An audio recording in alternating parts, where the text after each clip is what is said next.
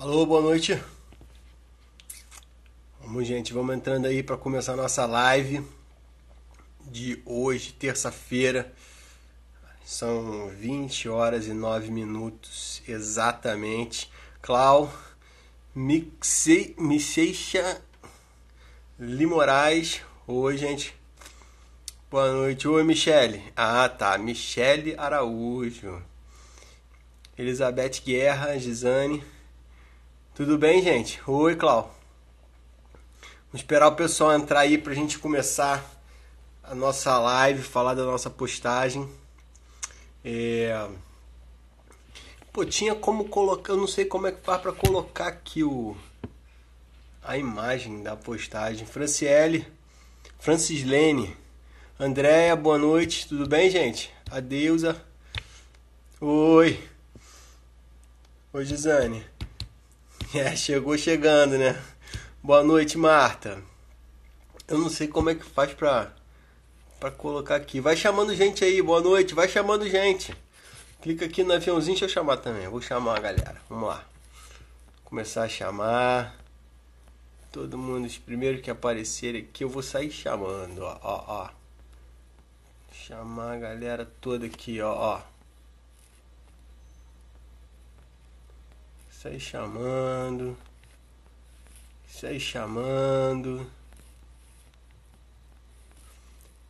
Pra galera vir assistir.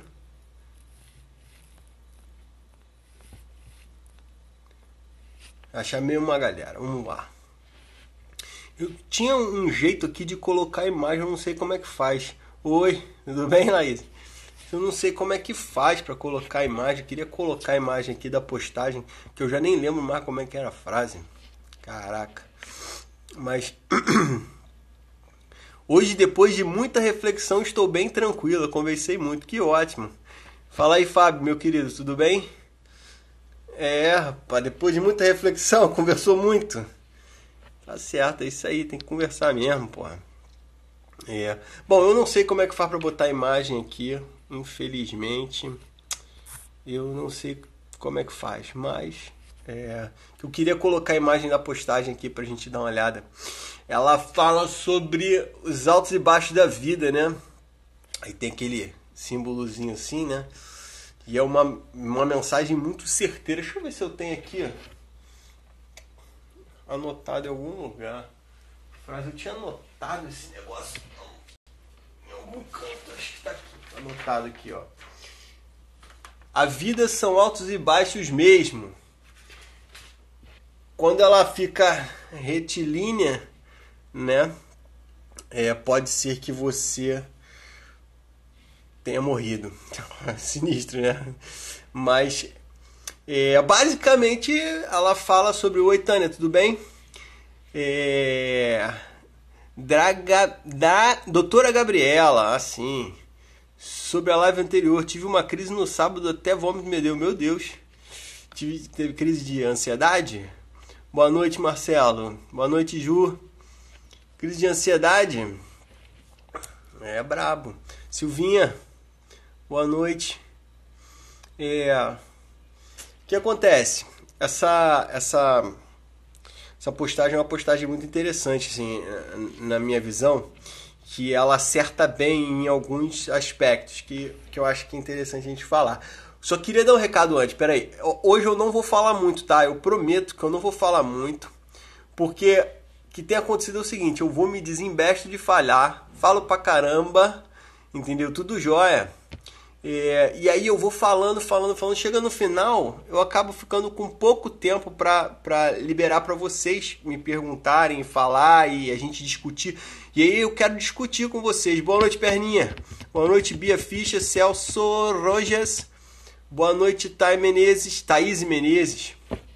Matemática humana. Vamos entrando aí, gente. Vamos convidando gente. Vai apertando aí o aviãozinho aí, vai chamando geral aí pra gente conversar sobre essa postagem. A postagem diz, cadê o papel que estava aqui?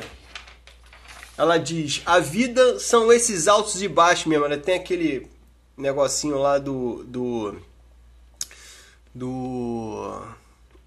Tem um altos e baixos, tipo como se fosse um batimento cardíaco, né? E ela diz, a vida são esses altos e baixos mesmo. E aí depois embaixo ela tem mais uma imagem, que é um rabisquinho assim, e depois uma linha reta, né? Fala que assim, quando ela tá retilínea, talvez você já tenha morrido. É isso que ela diz. E é muito interessante porque a vida são esses altos e baixos mesmo. E a gente tem uma dificuldade com isso, cara. Que dificuldade de lidar com esses altos e baixos, meu Deus. E eu vejo que isso acontece por alguns motivos. Hoje em dia, acontece por alguns motivos interessantes. Algumas distorções disso. É o traçado do eletrocardiograma, né? Aquele batimento cardíaco, né? E assim, isso acontece, eu vejo, assim, hoje em dia. Tem até um vídeo que eu falei lá, que a gente subestima o normal e tudo mais. Gira em torno disso um pouquinho. A gente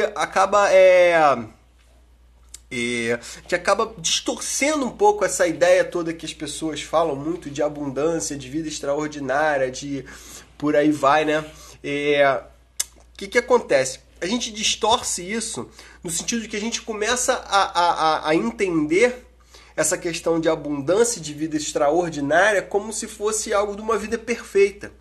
E aí a gente distorce também o significado da perfeição, porque assim, o significado de perfeição é um pouco relativo, né? Boa noite, Ale. É relativo, e aí se transforma em algo, um quê de ausência de problemas, entendeu? A perfeição passa a ser uma ausência de problemas. O que, assim, é virtualmente, teoricamente e na prática é impossível de você não ter problemas, não ter dificuldades, não ter, assim...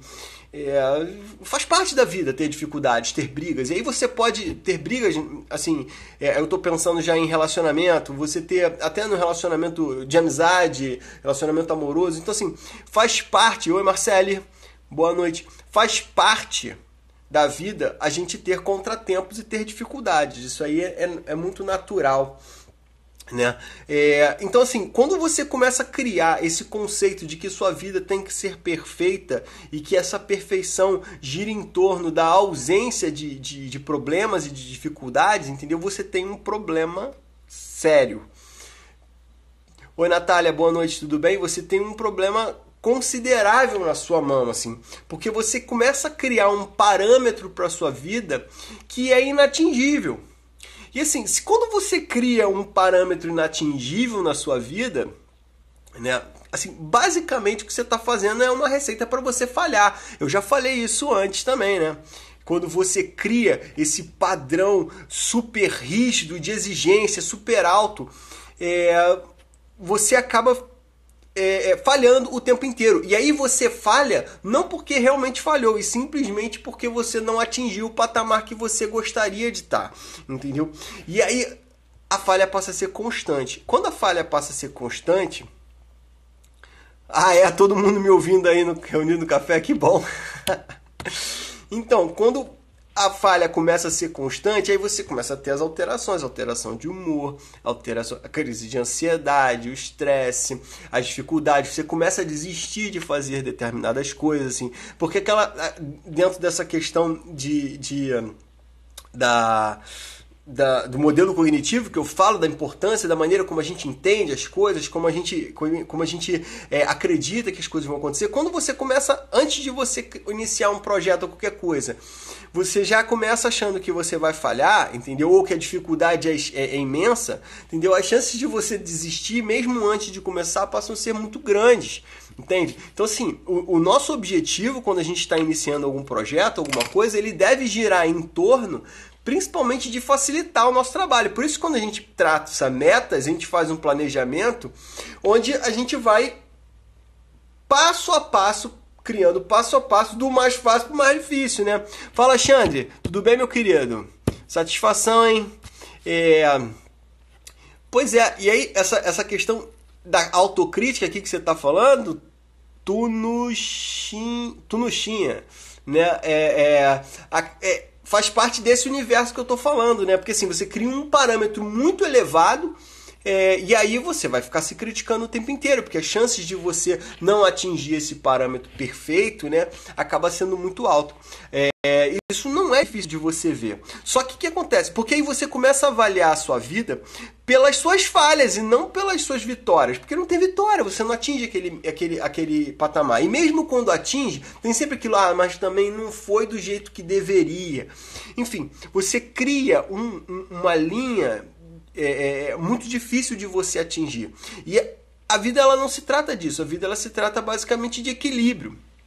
Né? De você ter mais sucesso do que falhas.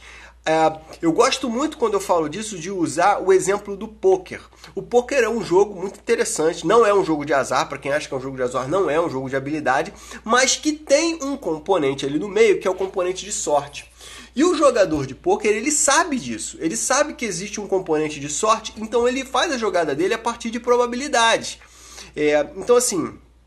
Para exemplificar, se ele tem lá, talvez vocês não vão entender, mas assim, só para deixar mais concreta a coisa. Quando ele tem as na mão dele, ele vai ao win lá antes do flop, enfim, com o cara lá, ele sabe que ele tem 85% de chance, quando ele vai contra uma pessoa só, 85% de chance dele ganhar.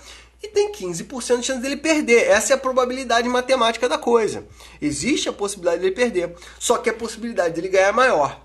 E aí o que acontece? Ele sabe que ele fazendo aquela jogada, ele vai ganhar na maioria das vezes. E aí o interessante, assim, que entra a questão do gráfico, é o seguinte, que o bom jogador de pôquer, ele joga para ganhar mais do que perder. Então você pega um jogador profissional, um cara que é muito bom e que tem uma quantidade muito grande de ganhos, né? Você vai ver o gráfico dele, você vai ver que o gráfico dele, quando você olha de longe, ele é uma linha reta para cima, né? Ele começou com tantos, sei lá, reais ou dólares, e aí ele tem lá não sei quantos milhões em wins e tudo mais, em ganhos. Quando você dá o zoom nesse gráfico, quando você aumenta ele, você vai olhar mais de perto ao longo do tempo, você vai ver que o gráfico ele é todo serrilhado, ele é todo assim, ó, cheio de altos e baixos. Ele vai subindo, daqui a pouco ele perde um pouco, daqui a pouco ele ganha, daqui a pouco ele vai, mas no somatório da coisa, entendeu? Ele ganha mais do que perde. E esse é o equilíbrio da coisa, você trabalhar para você ganhar mais do que perde. O problema é que a gente é tão sensível à falha hoje em dia, que a gente começa a medir a nossa vida pela falta, pela falha, pelo que a gente não tem e não pelo que a gente tem, entendeu? Que é o que esbarra no conceito de gratidão. A gente não consegue agradecer, ser grato e perceber o que de fato a gente tem. Que são coisas que, na maioria das vezes, as coisas que você mais se importa de fato é o que você já tem. Então, assim, avaliar a vida pelo que a gente não tem acaba sendo um erro, porque não que você tenha que ficar acomodado do jeito que você vive, das coisas que você tem, mas não é essa a ideia. Mas é você valorizar o que você já tem e aproveitar ao máximo, porque quando você entra nesse ciclo de choramingo por causa da falha, de criar um patamar muito elevado, você não consegue interagir com as coisas que você tem da melhor maneira possível e aproveitar a sua própria felicidade. O que é o mais importante, cara. Pois é, o problema é exatamente, você foca no que é ruim. Então, assim, quando você. É exatamente isso que eu quero dizer. Porque quando você cria um patamar muito elevado, que não aceita a falha, não aceita o retrocesso, não aceita o problema, por exemplo, que está muito comum hoje em dia essa distorção. Você acaba transformando tudo em ruim. E você coloca tudo que é ruim debaixo do microscópio. E fica enorme para você, entendeu? Quando começa algo, desiste por medo de frustração. Lógico, você acha que não vai dar certo, porra. Você está pensando que não vai dar certo. Principalmente quando você coloca um parâmetro de exigência para você muito alto.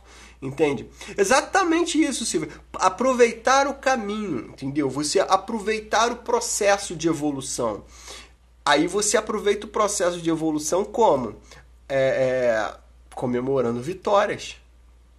Dando valor ao que você tem, dando valor às coisas boas que você tem, entende? E aí, na minha opinião, essa postagem ela acerta muito na parte de baixo, quando ela coloca a linha retilínea, e ela fala que se ela ficar reta é porque talvez você já tenha morrido.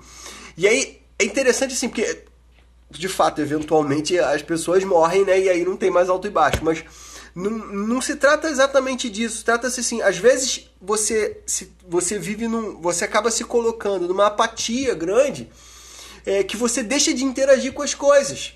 Você deixa de fazer as coisas pelo medo do baixo e você entra numa linha inerte, né, de inércia, de vai vivendo a vida do jeito que dá para viver, do jeito que as coisas vão indo e vai indo e dane-se, entendeu? E aí você fica retilínea, porque você não investe em nada, você não tenta fazer nada de novo. Então assim, você não perde, mas também não ganha, entende? E fica nessa apatia, nessa coisa ruim. Então por isso que a audácia de investir em coisas novas, mesmo que seja para falhar, para dar errado, entendeu? É importante, cara, é muito importante. Então assim, inclusive utilizar essa falha, porque assim, a falha, ela muitas vezes ela vai ser um fator importante de descoberta para você, de aprendizado. Então é importante falhar, é importante que dê errado às vezes. Porque se dá certo sempre, meu irmão, se alguém te protege, por exemplo, o tempo inteiro para tudo dar certo para você, você vai ter problema lá na frente. Então essa capacidade de conseguir lidar com frustração é importante. E aí é importante você ter uma reestruturação cognitiva para lidar com isso. O que eu quero dizer com isso? Assim, na verdade, você pode fazer muitas coisas para exercitar isso. Um exercício interessante, vamos lá, exercício. Quando você estiver reclamando demais, entendeu? Quando você estiver reclamando demais de alguma coisa, pega o papel, tá? Pega o papel e escreve a reclamação. O que é que está te incomodando? Escreve. Você escreveu lá o que está te incomodando? Aí, a partir daí, você vai questionar, avaliar, né? Questionar e vai buscar uma solução. Então, assim, sei lá, me dei mal na minha prova, eu sempre me dou mal na minha prova, eu não consigo fazer nada. Escreve lá, me dei mal na prova. Ok, me dei mal na prova. Beleza, me dei mal na prova. O que eu vou fazer com relação a isso? Estou escrita aqui a minha reclamação, que eu tô bolado da vida porque eu tirei nota baixa na prova. Ok, foi uma falha. Ok, o que foi que aconteceu que me fez falhar dessa forma? Veja bem, mas aí é importante que você seja sincero com você. Não adianta colocar a culpa no coleguinha, no Pedrinho, seja lá o que for. A responsabilidade pela sua prova é sua. A prova é sua, tá? Então vamos lá. O que você vai fazer? Você escreve no papel e você vai buscar. O que faltou para eu conseguir me dar bem nessa prova? Pô, eu devia ter estudado isso, ter dividido melhor o meu tempo, papá. Ok, agora você já sabe o que você tem que fazer de uma próxima vez para você não se dar mal na prova. Só que entenda que quando você faz esse tipo de exercício, você cria uma ação voltada para a resolução do problema e não para a ruminação dele. Entende a diferença? Você ficar ruminando o problema não te leva porra de lugar nenhum, cara. Não vai a lugar nenhum ruminando o problema. Você pode ruminar, e pior que na maioria das vezes essa ruminação é com um monte de ideias vagas. É reclamação pura com uma série de ideias vagas que você não vai chegar a conclusão nenhuma, entendeu? Você só fica cada vez mais preso dentro do problema. Então assim, esse exercício, esse é um exemplo, tá, que eu inventei agora. Você pode fazer de várias maneiras. Esse tipo de exercício, ele existe para fazer você ficar voltado para a resolução do problema, tá? E quando não é algo concreto que depende de nós, tipo, meu filho ficou doente, ou está começando a ficar, reclamo, me sinto mal, só penso na doença. Então, é exatamente a mesma coisa, assim. O seu filho está doente, pronto, isso é um fato, tá? Você ficar reclamando que ele está doente vai fazer ele ficar melhor? Não vai. Não vai resolver o problema dele, né? Então, só reclamando. Pelo contrário, provavelmente vai piorar e ainda vai você ficar doente junto.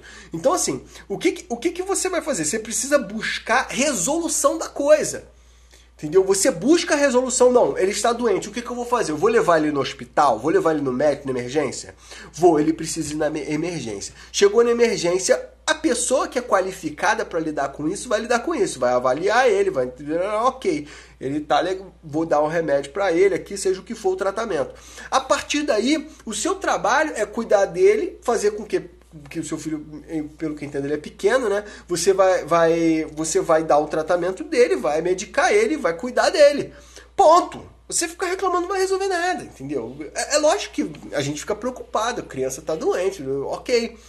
Você ficar preocupado, mas daí você ficar só reclamando e ruminando a ideia, é lógico que você vai ficar insuportável, inclusive para você. Porque e é interessante isso, porque quando a gente pensa em pessoa insuportável, a gente não pensa no insuportável, né? Porque se o cara tá insuportável pra você, que você lida com ele ali 10 minutos, imagina pra ele que fica tendo que lidar com ele mesmo o dia inteiro, sendo insuportável, preocupado o dia inteiro. Enfim, acaba ficando ruim. Aqui o que o Tiane falou, ó, difícil enxergar os problemas e falhas como oportunidades que temos como melhoria. Quando vemos isso... Pois é exatamente isso que eu estou falando. Você usa a dificuldade, a falha, né, o tropeço, para você tirar uma avaliação concreta daquilo ali, entendeu? E buscar uma resolução. Ruminar não vai te levar a lugar absolutamente nenhum. Eu trabalho com metas, isso me dá uma ansiedade louca. Quando estou perto de atingir, eu movo todas as montanhas e consigo. Agora, quando tenho alguma decepção, logo eu já desisto e jogo a toalha. Pois é, mas mas aí é porque você não está fazendo o planejamento do jeito que eu falei da outra vez, entendeu? Porque quando você cria o planejamento, a sua preocupação é com o passo do momento. Entendeu? Deu errado aquele passo do momento, você reconfigura aquele passo do momento. Entendeu? E aí, se você vai chegar, se você não vai chegar, é lógico que dependendo de como funciona a coisa, você vai criar mecanismos ao longo desse planejamento para você ver se o seu planejamento está funcionando. Pode ser que ele não esteja funcionando. Isso acontece. Você cria um planejamento para você atingir determinado objetivo, por exemplo, para você perder 10 quilos, aí você começa lá com o planejamento. Aí você, no final do mês, você viu que pô, cara, eu engordei, sei lá, apesar de que toma cuidado com a balança, tá? A balança não é o único método de...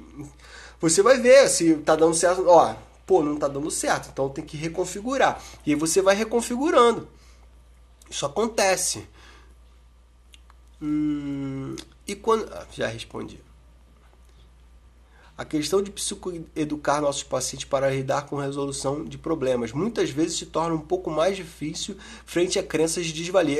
Lógico, com certeza. Só que o problema é que às vezes a gente fica tanto tempo batendo na tecla de reestruturar pensamento, reestruturar a crença, de desfazer todo esse trâmite, entendeu? Quando é mais fácil a gente ir pela via comportamental, ir direto para o experimento comportamental. Você, com o experimento comportamental, você faz com que ele enfrente logo de cara essa crença e conseguir desfazer.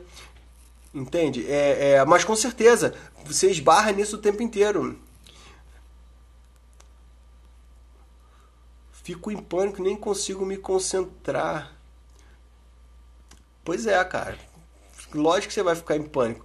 E você não vai concentrar mesmo. Você fica aí cheio de pensamento e preocupação voando na tua cabeça o tempo inteiro. Vai se concentrar no quê? Em nada. Imagina só, se você tá... vamos fazer um paralelo aqui. Você tá lá sentado lá no sofá da sua casa e tem 5 pessoas falando ao mesmo tempo na tua cabeça. Cada uma falando uma coisa diferente. Você vai conseguir se concentrar? Não vai. Só que no caso você que está fazendo isso com você, né? O processo se torna mais longo por causa das crenças, com certeza. Com certeza. É por isso que a gente cria o planejamento para que os primeiros exercícios sejam mais simples o possível, né? Para você dar o start. Agora, dependendo de como é o paciente, isso pode ser bem difícil, às vezes bem frustrante. Alguns pacientes deprimidos, grave, às vezes é bem difícil. Aí você tem que entrar com medicação para dar um boost. Sempre fui calma e caridosa, porém minha família sempre foi de discutir. Desde a adolescência peço para... deve ser parar, né?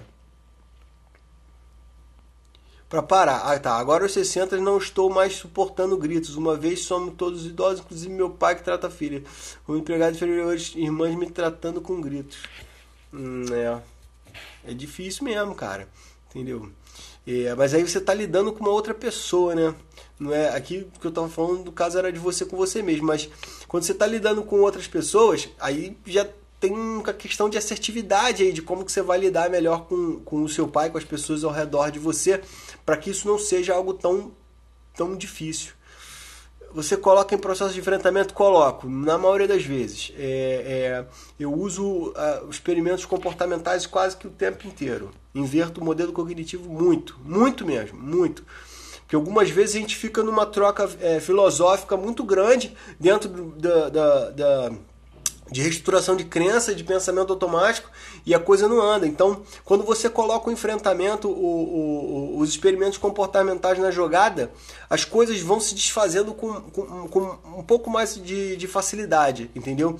Agora, tem que ter cuidado como você faz isso, porque às vezes você pode aumentar o nível de ansiedade do cara no primeiro momento, do paciente no primeiro momento, e gerar alguns problemas, algumas restrições e a pessoa até abandonar o tratamento. Então você tem que ir devagarzinho. Opa, peraí que eu fiz besteira aqui.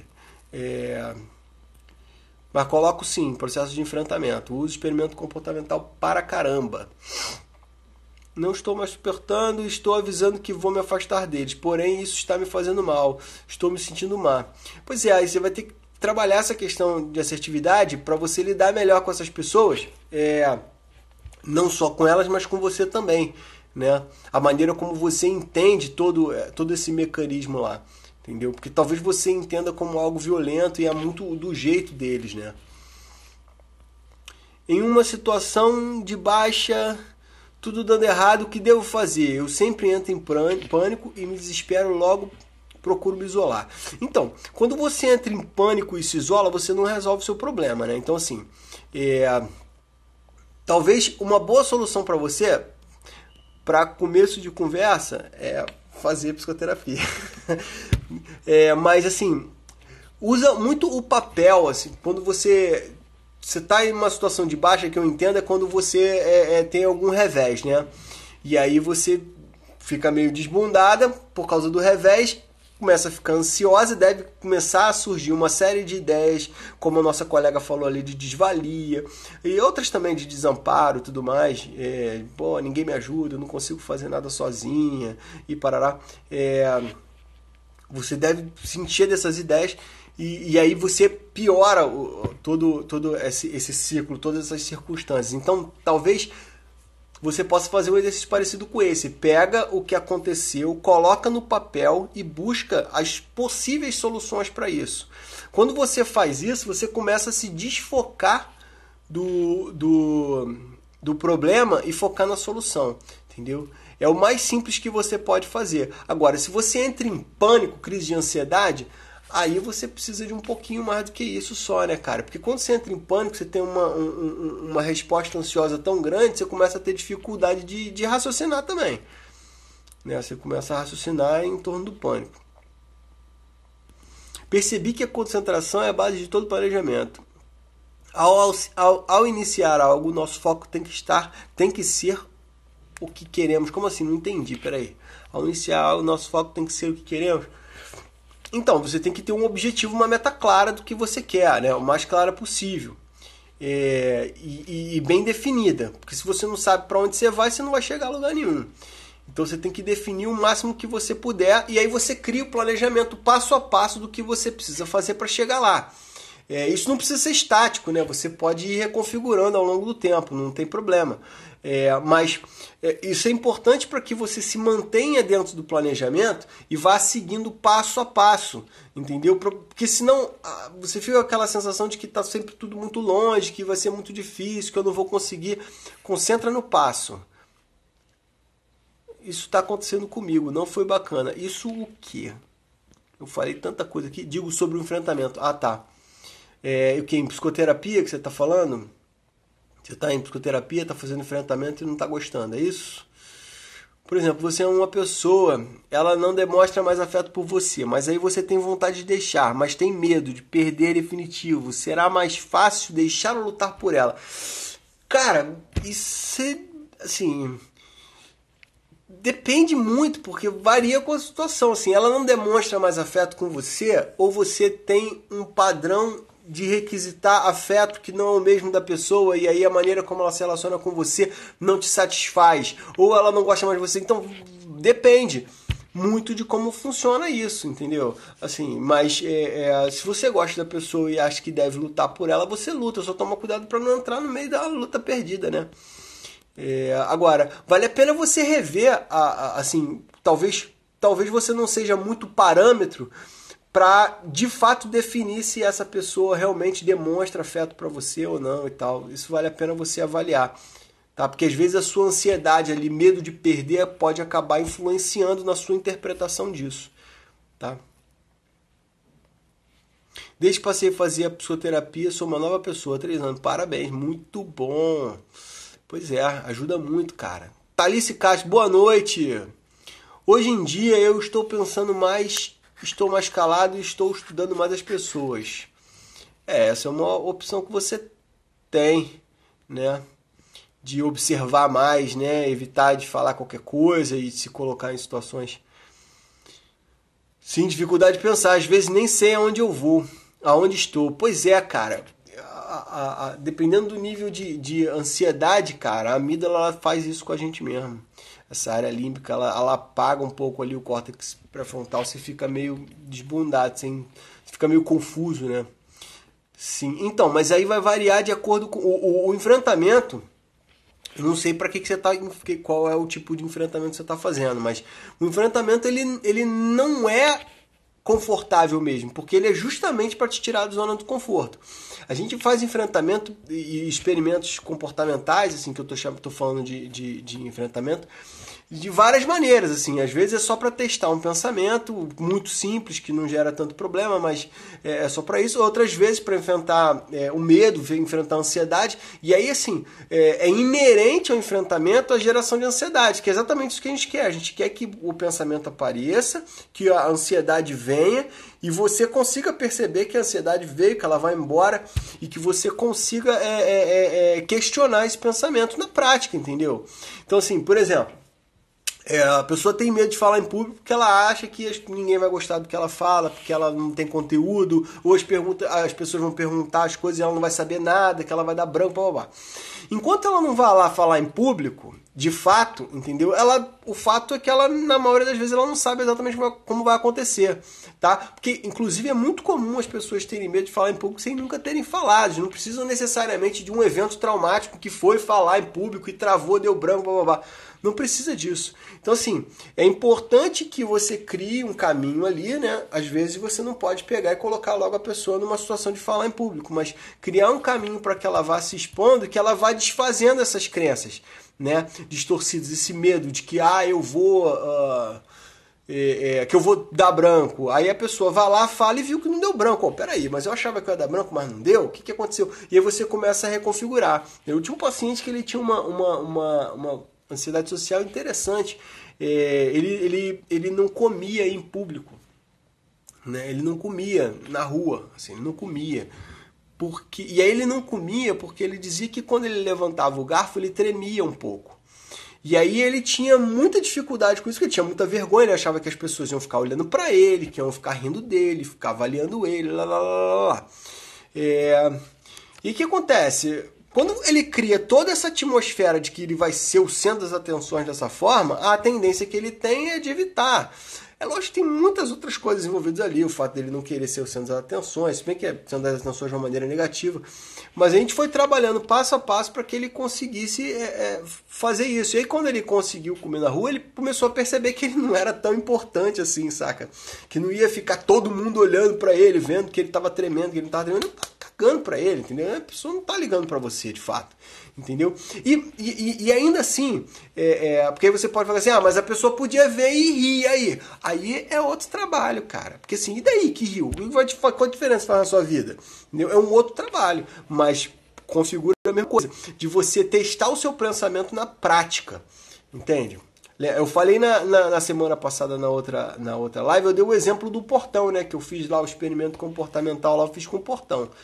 Fiz um experimento científico. Me identifiquei com essa pessoa que falou sobre o medo de perder. Eu julgo muito e não sei se devo prosseguir ou parar. Cara, pois é, porque assim, é insegurança, né? O medo de ficar só, é medo de perder, é medo de. É insegurança, cara. Tem que trabalhar isso aí. Entendeu? Porque a sua segurança ela não pode estar voltada para outra pessoa, ela tem que estar voltada para você, entendeu? E a configuração clara do que é um relacionamento que te completa, entende? É importante você avaliar isso, o que é um relacionamento que de fato te completa. Porque às vezes o relacionamento não está te completando. E aí, o problema é que assim, separar sempre é doído, né? Separar é doído. E a gente fica evitando às vezes isso, essa dor, né? Porque é uma dor grande e aguda, né? Mas ao longo do tempo você acaba sofrendo muito mais se o relacionamento não tá bom, né? Então tem que, porra, tem que avaliar. Tenho dificuldade com esse tema, faço meus planejamentos, sou focada e quando atinjo o resultado tão esperado não me animo. Preciso caçar... Como é que eu não entendi? Preciso a caça... Ah, você prefere a caça do que a recompensa, é normal? Cara, pois é, isso é uma coisa que tá cada vez mais comum, assim. Às vezes eu vejo até crianças, meus filhos, que o prazer da conquista ali, por exemplo, de um brinquedo, acaba no abrir da caixa, né? E aí você já está em busca de outra coisa, e de outra coisa, e de outra coisa, e de outra coisa, e de outra coisa, e de outra coisa. A postagem que eu fiz hoje gira bastante em torno disso, assim, que ela traz um gráfico assim, né? Antes de ter, do nível de importância que você dá, antes de ter, quando tem e quando perde, né? A gente está sempre buscando alguma coisa, sempre buscando. E é nisso que quando eu falo da gratidão, né, que tá a importância da coisa, de você conseguir ser grato, né, por aquilo que você tem, de aproveitar a sua felicidade, aquilo que já está ali. A gente fica muito preso ao que falta. Está sempre buscando o que falta. Fluoxetina tira a ansiedade. A fluoxetina é um antidepressivo. É um medicamento que a gente usa sim, para os transtornos de ansiedade, tá? Mas é para transtorno de ansiedade, é para tomar qualquer ansiedade não. Ela não é um ansiolítico, tá? Que você, tô ansioso, vou botar aqui, não. Que aliás nem é muito bom fazer isso. Agora, Rafa, eu tenho uma dificuldade. Sou uma pessoa casada e sou muito grudento, mas eu queria uma maneira de não ficar grudento com a minha mulher. Não sei se isso é de mim ou se é de querer. Pois é, isso era o que eu estava falando lá. Você tem que ver como que você avalia essa coisa. Às vezes a pessoa só é diferente de você. Ela não tem essa coisa de ficar junto o tempo todo, de dar beijinho o tempo todo, de ficar abraçado o tempo todo. Entendeu? Ela é diferente. Mas não significa que ela não goste de você. Ela só é diferente. Vamos lá, o que mais aqui? A gratidão abre muitas portas, com certeza. A gratidão é muito importante quando você tem gratidão pela sua vida, né? Pelas coisas pequenas da sua vida, você muda o universo ao redor. Não só por ter gratidão, mas por você de fato perceber aquilo, né?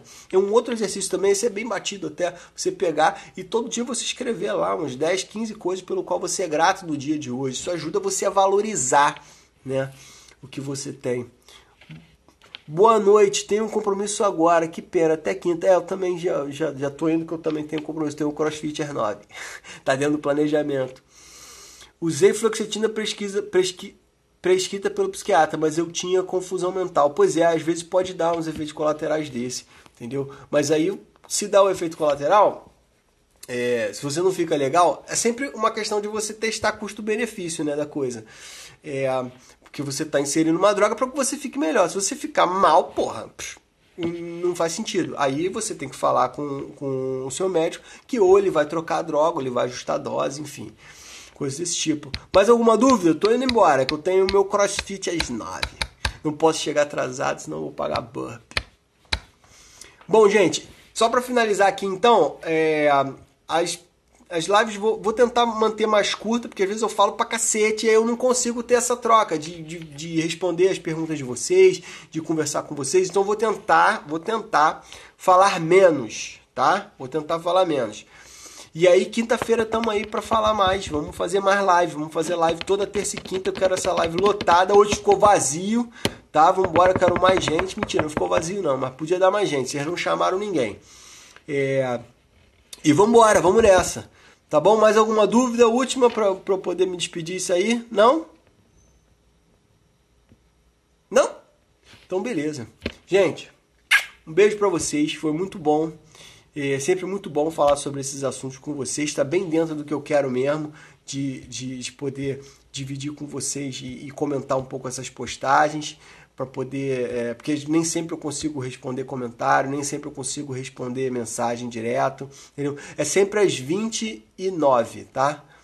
Da noite, sempre, terça e quinta, entendeu? Vou deixar a live 24 horas aqui no coisa e depois lá no YouTube, tá? Para vocês verem aí e tal. Qualquer coisa que vocês precisarem, se eu puder responder, respondo na hora. Se não puder, respondo depois. Que pena, Eva. O próximo tema, cara, eu não lembro, mas eu já defini sim, eu não sei. Eu vou colocar lá no Stories para vocês verem, tá? E vai ser muito bom também o próximo, beleza? Quinta-feira tamo aí, gente. Deixa eu ir lá que eu vou pro meu crossfit. Não quero pagar burp, que eu tô um pouco fraco hoje. Eu não comi direito.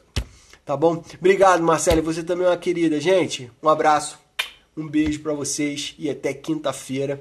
E aí, ó, vamos ficando ligado aí nos stories que eu vou contando pra vocês o que vai acontecer, qual vai ser o próximo tema. O próximo tema é um tema muito legal que eu não lembro qual é. Mas eu vou botar lá, tá? Vou deixar salvo lá, vou deixar no stories, 24 horas, tá? Pode ver lá. Tchau, Ju. Tchau, gente. Ventura. Tchau, gente. Beijo.